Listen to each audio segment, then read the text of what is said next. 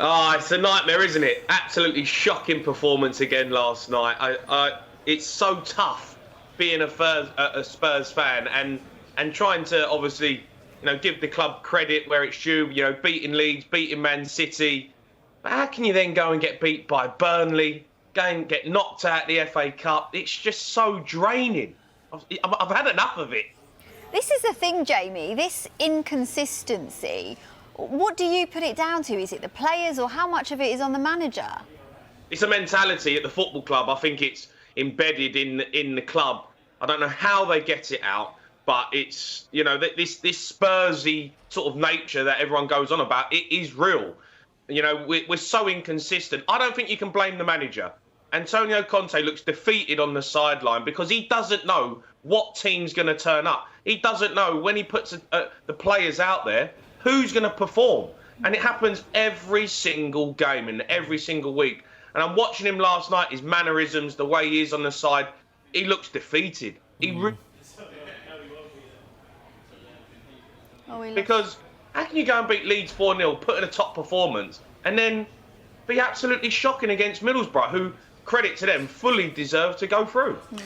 Spurs fans weren't surprised. And when they beat City, a lot of Spurs fans messaged me saying, you know what, we'll lose to Burnley now. And it was a similar thing after the Leeds result. They were saying, you know what we'll do, we'll lose to Middlesbrough in the Cup. And sure enough, they did. I think Conte laughing, it almost seems that he's sort of tapping into how the Spurs fans are feeling. It's like he's alongside them in that. And do you feel a bit for Conte? I mean, he's enjoyed success everywhere he's gone, and he seems to have found a club at the minute where he's just struggling to get any kind of back-to-back performances.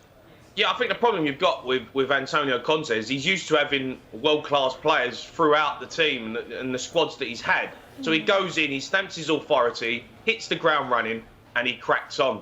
At Spurs, he hasn't got that. He's got Son, he's got Kane. That's it.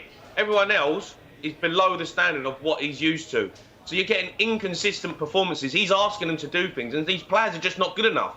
And then he's losing hope. You can see it in the way he is on the sideline. And, the inconsistency from the players every single week. The defending, the sloppy goals that we give away every single game. These players we've paid a lot of money for.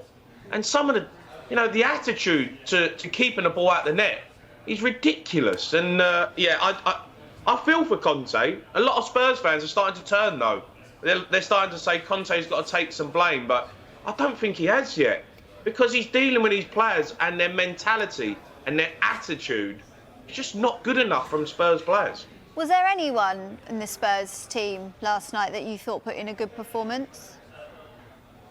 I actually thought Matt Doherty played all right. I think he's actually been better recently, to be honest with him. I think he's turned a corner a little bit. Maybe he's got a bit of confidence back. But apart from that, absolutely not. I mean, everyone else was just off the pace. It's Middlesbrough. I mean, come on. Middlesbrough, good side under Chris Wilder, have been good. They're a championship side.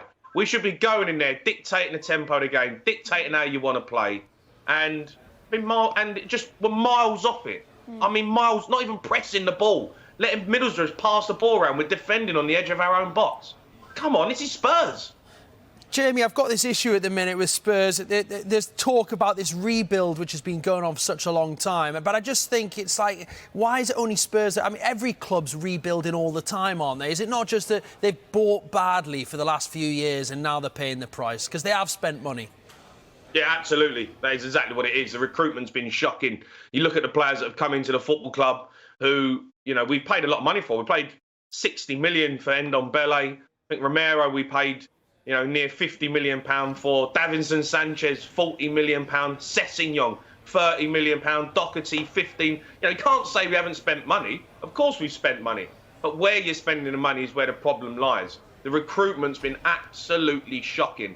And the players are turning up, and then after a few seasons, they're all going through the motions, and then the new manager comes in, and they're stuck with the same players, with a poor attitude, a poor mentality, and it just seeps through the whole team. And Antonio Conte even starts looking like it's a manager's graveyard at Spurs at the minute. Any manager that goes in there ends up doing poor. Jamie, is Conte going to be there next season? Well, that's a great question. I don't know. he's got it in him to walk away. I think if it gets to the point where he thinks, I've took this club as far as I can and I can't get enough out of the team, then I think he could walk. Whether he does or not, I don't know. I think you need to give him the summer, back him in the transfer window when the window opens properly and you've got time to get a new group of players in and go from there. I'd hate to see him go. This is the best manager we've had in Premier League years. And he looks like he's broken already after a 3.5-month stint at Spurs, and he looks like he wants out. He's standing on the sideline, and not the passionate Antonio Conte that everyone knows and sees and loves. OK, Jay, we're out of time, mate. Good to speak to you. Thanks, Apologies, Jamie. it wasn't in happier circumstances, but we'll see you soon. Take care.